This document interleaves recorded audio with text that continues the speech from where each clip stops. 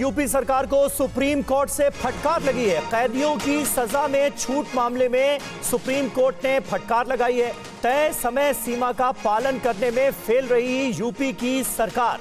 Supreme court ने कहा आपकी माफी की मांग नामंजूर की जाती है। जानबूझकर आदेश का पालन नहीं किया गया।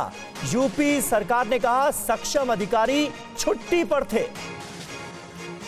तो सुप्रीम कोर्ट का जो रुख है वो इस मामले में बहुत सख्त नजर आ रहा है। सुप्रीम कोर्ट की तरफ से साफ ये कहा गया है कि जानबूझकर यूपी की सरकार की तरफ से आदेश का पालन नहीं किया गया।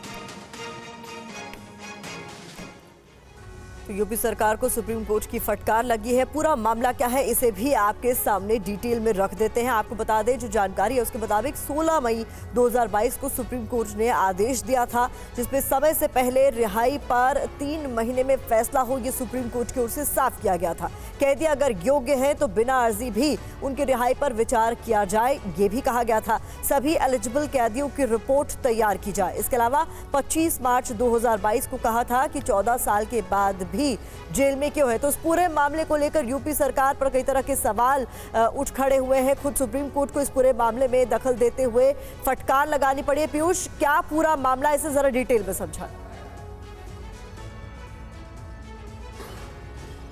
बिल्कुल प्रतिमा, देखिए 2022 में जब सुप्रीम कोर्ट ने इस मामले में आदेश जारी किया था तब यूपी सरकार से कहा था कि आप 3-4 महीने में इस पर विचार कर लें। जो रेमिशन के लिए यानी कि सज़ा में जो छूट दी जाती है, जब कोई कन्विक्ट कर दिया जाता है उसके बाद वो एक निर्धारित समय तक सज़ा काट लेता है, उसके बाद सज़ा में छूट का प्रोविज़न है और वो स्टेट गवर्नमेंट देती है। तो ऐसी कई आवेदन यूपी सरकार के पास पहले गए थे, लेकिन जब वहाँ पर कोई रियायत नहीं मिली तब यहाँ सुप्रीम कोर्ट तक मामला पहुँचा था और सुप्रीम कोर्ट ने इस पर आदेश किया था कि आप उन कैदियों के मामले में विचार करें और उन्हें सज़ा में छूट पर गौर करके हमें रिपोर्ट दें। लेकिन यूपी सरकार की तरफ से उस आदेश का अनुपालन नहीं किया गया और अभी 2 माह पहले इस मामले पर फिर से एक अवमानना याचिका दाखिल की गई और अवमानना याचिका पर सुप्रीम कोर्ट ने फिर से यूपी सरकार के जो वकील थे उनको स्पष्ट तौर पर कहा कि आपकी ओर से आदेशों का पालन नहीं किया जा रहा है,